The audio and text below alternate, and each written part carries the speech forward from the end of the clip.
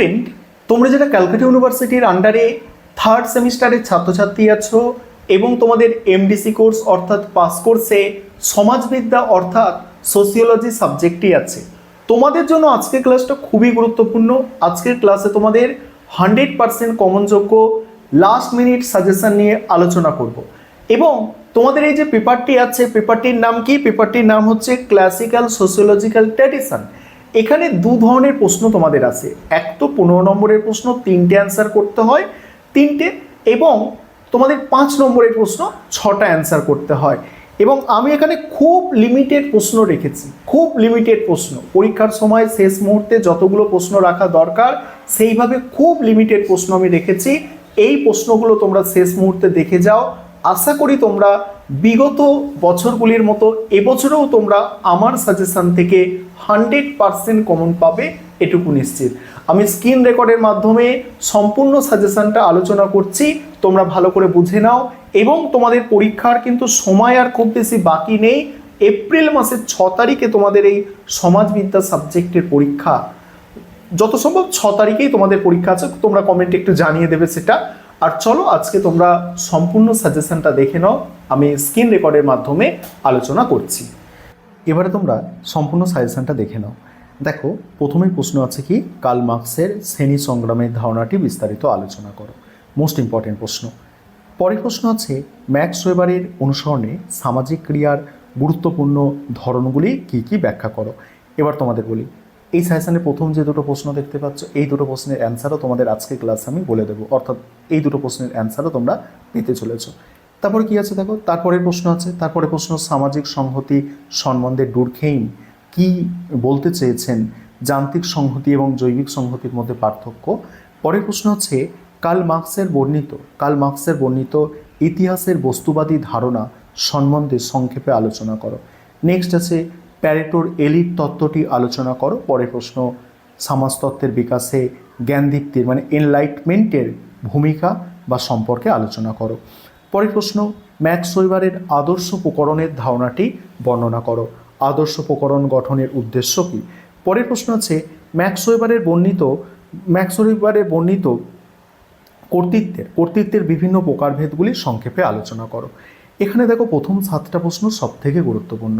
তারপরের প্রশ্ন আছে কার্ল মার্কসের দ্বন্দ্বমূলক বস্তুবাদের ধারণাটি ব্যাখ্যা করো।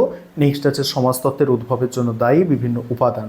এখানে ফরাসি বিপ্লব আর শিল্প বিপ্লব আছে, এই দুটো অ্যাডজাস্ট করে আসতে পারে, বা ফরাসি বিপ্লব শিল্প বিপ্লবের মধ্যেও কোনো একটা দিতে পারে। ঠিক আছে, সবই গুরুত্বপূর্ণ প্রশ্ন, তবে প্রথম 7টা সব থেকে গুরুত্বপূর্ণ। তারপরে কি আছে দেখো, সামাজিক ঘটনা সম্পর্কে ডুরখেইমের তত্ত্বটি আলোচনা করো।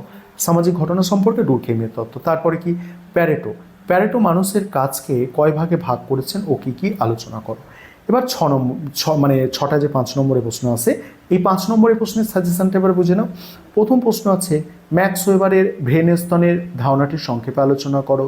শ্রেণীর সচেতনতার উপর একটি সংক্ষিপ্ত টিকা। ম্যাক্স ওয়েবারের আদর্শ প্রকরণের তত্ত্বটি আলোচনা করো।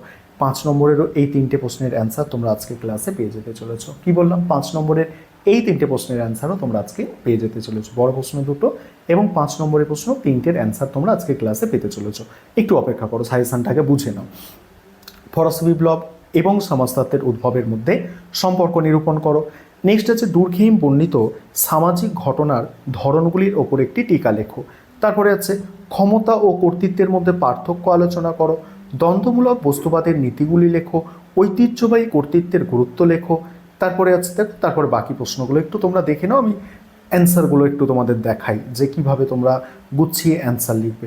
অ্যান্সার দেখানোর আগে একটা বিষয় বলছি, আমাদের এটা হচ্ছে পেড স্টাডি মেটেরিয়াল, অর্থাৎ এইভাবেই আমাদের স্টাডি মেটেরিয়াল রেডি করা হয়েছে এবং সেগুলো অনেকে কিনেছে, এবং তোমরা যারা এখনও কিনতে চাইছো স্ক্রিনে দেওয়া নম্বরে যোগাযোগ করতে পারো।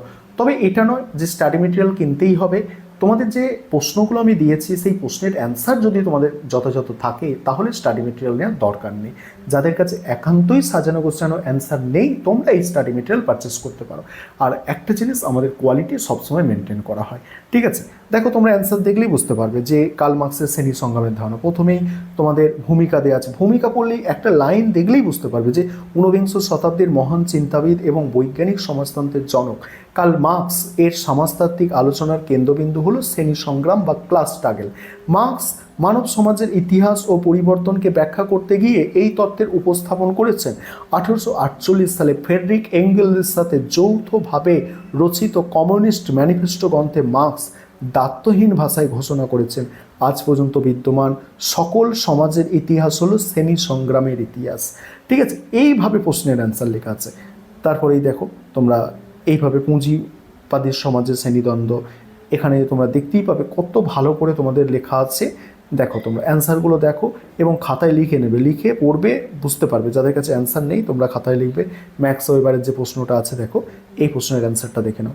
আর তোমরা যারা স্টাডি মেটেরিয়াল পারচেস করতে চাইছো আমাদের থেকে, এইরকম কোয়ালিটির স্টাডি মেটেরিয়াল, ঠিক আছে, পারচেস করতে চাইছো, স্ক্রিনে দেওয়া নম্বরে যোগাযোগ করে যত তাড়াতাড়ি পারো স্টাডি মেটেরিয়াল পারচেস করে নিতে পারো, কারণ তোমাদের পরীক্ষা তো খুব বেশি আর বাকি নেই। ঠিক আছে, দুটো প্রশ্ন দেখালাম, এবার 5 নম্বরের প্রশ্ন দেখো। 5 নম্বরের প্রশ্ন কীভাবে লিখবে তোমরা দেখে নাও। 5 নম্বরের প্রশ্ন দেখো, 5 নম্বরের প্রশ্ন আছে আমাদের এখান থেকে। 5 নম্বরের প্রশ্ন এই ম্যাক্স ওয়েবার ভ্যানেস্থানের তত্ত্ব, এটা প্রথম আছে। এইভাবে তোমাদের 5 নম্বরের প্রশ্নগুলো লিখতে হবে। 5 নম্বরের প্রশ্ন তো খুব বেশি বড় করা যাবে না, এবং উপসংহার দিয়ে এভাবে শেষ। তারপরে দ্বিতীয় প্রশ্ন তোমরা দেখতে পাচ্ছ, এগুলো 5 নম্বরের প্রশ্ন, ঠিক আছে। এবার 3 নম্বর প্রশ্ন দেখো, 3 নম্বর প্রশ্ন এটা আছে।